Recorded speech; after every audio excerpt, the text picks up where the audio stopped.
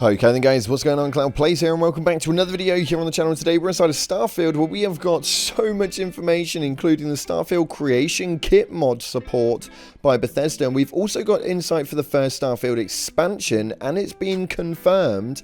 We've got over 100 flagged issues throughout the game already found, with a community patch that's working down as a mod, and an underrated Starfield feature adds a ton of immersion that you may not know about. So with that being said, if you haven't already, smash that beautiful blue thumbs up and subscribe with post notifications turned on. It'd be greatly appreciated.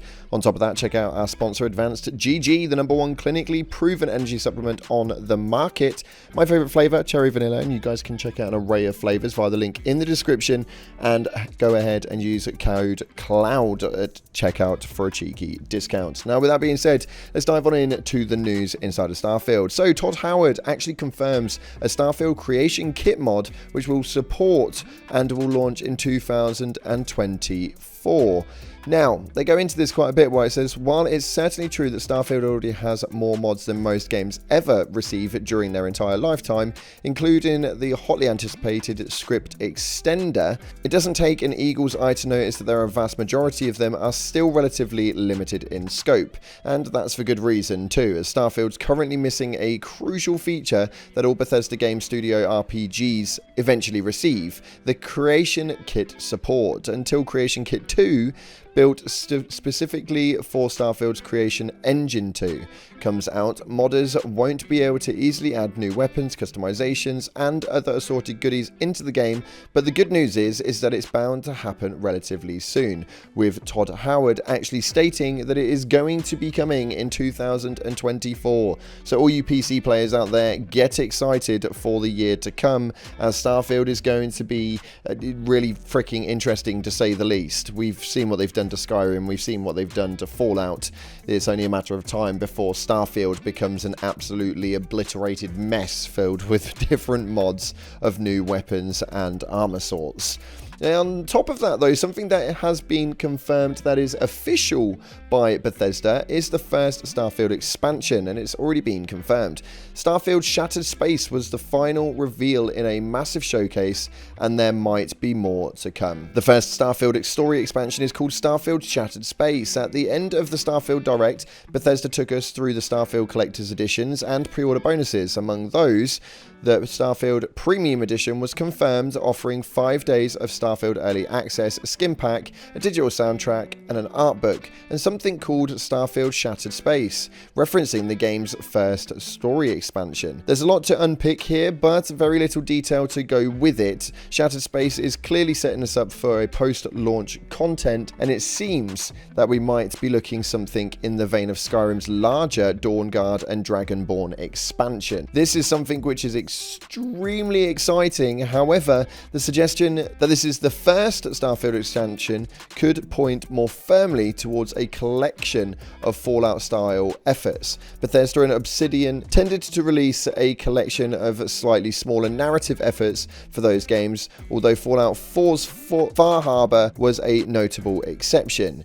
It's likely to be a little while before we find out more about it, but the Starfield release date is obviously come and gone, so we're likely to hear something very soon indeed. As to when it's actually going to be coming though, we'll have to wait and see, but talking about the things that we've got right now, it seems to be a growing amount of problems. But don't panic for you PC users out there, Starfield's growing community patch has already flagged 100 issues. Now the Starfield's community patch has collated around 100 issues, with more on the way, as players aim to smooth over the vanilla version of Bethesda's game. This has been something which has been pretty damn cool. It's been utilized to fix bugs, errors, and other inconsistencies, including tweaks, typos, and other changes that may have been missed or not yet released by Bethesda. They've obviously fixed a lot of different things inside of this, and this mod alone is a really freaking helpful one, and one that people on PC are really seeing the face of. But something that is already in the game which will help you guys with a shed ton of immersion is the underrated Starfield feature that adds a ton to say the least. While most RPGs give players the tools to immerse themselves in unique worlds, Starfield takes it to an entirely new level with one feature alone. Now this is the inclusion of this name feature by Bethesda. Although not the first in the studio, it still feels extremely unique and enhances the player's immersion in the game, making it stand apart from other RPGs. The game introduced a unique feature where Vasco can actually say the name chosen by players for their character, adding a whole new level of immersion and personalization to the game. This is something that you guys are definitely going to want inside of these games. The main reason for that is actually quite simple, because it's an RPG. It's built for role-playing, and if you guys can have people utilize your names, this doesn't happen in a lot of RPGs when you actually get to pick the name yourself. So it's a really nice iteration to have in there, to say the least. On top of that, there's something that Starfield is missing, and I really do agree with this post by Kotaku, and it's the Starfield having a Fallout-style radio station. I think that they are definitely missing the mark with this one. It's one of the best parts of Bethesda's past games, and it's completely missing in the latest open-world adventure, Starfield. For me personally, it was one of my favourite features inside of Bethesda's Fallout games, and the inclusion of radio stations is something where you would just explore the wastelands and listen to really cool music. It really worked quite well. You'd be running around butchering a horde of ghouls with a laser rifle, and it was a perfect fit. It just worked. And for Fallout's mix of classic American nuclear horror and retro futurism, but the radio station didn't just fit the vibe for Fallout, they also helped make exploration a bit more fun. A lot more time in Bethesda's RPGs is spent wandering alone aimlessly, and this was something which they really should have input into this, because I feel like there's a lot of dead space inside of this game. For me, it's something that they need to work on, but we'll have to wait and see as to whether that's anything that comes through. Now, taking a look at something pretty damn cool that Starfield posted up, and probably one of my favourite posts coming from the Starfield Twitter, is this one right here. It says, "No one tell Arnold about the heat leeches. Magic School Bus, #Starfield ship by SP7R." And as you can see here, somebody has made a pretty damn cool school bus out of their ship.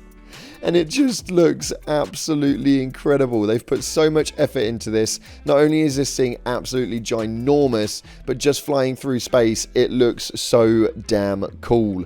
Me, myself, I would love to have the creativity to be able to make stuff like this, but my attention span runs no further than about 30 seconds. So actually being able to have the technicalities behind making these sorts of ships, I would love to say that I could, but I might not be able to. I may give it a bash, and if you want to see that, then check out the Twitch stream. We're going to go live a little bit more often with this game and see if we can do some funky looking stuff. Come and get involved, and you might even be able to be part of the reason as to why my ship looks so bad. Anyway, with that being said, that's all we've got time for today. If you haven't already, smash the beautiful blue thumbs up and subscribe with post notifications turned on. Thank you so much again for watching, guys. I appreciate all of your damn faces, but as always, up until the next time, I'll see you in the clouds.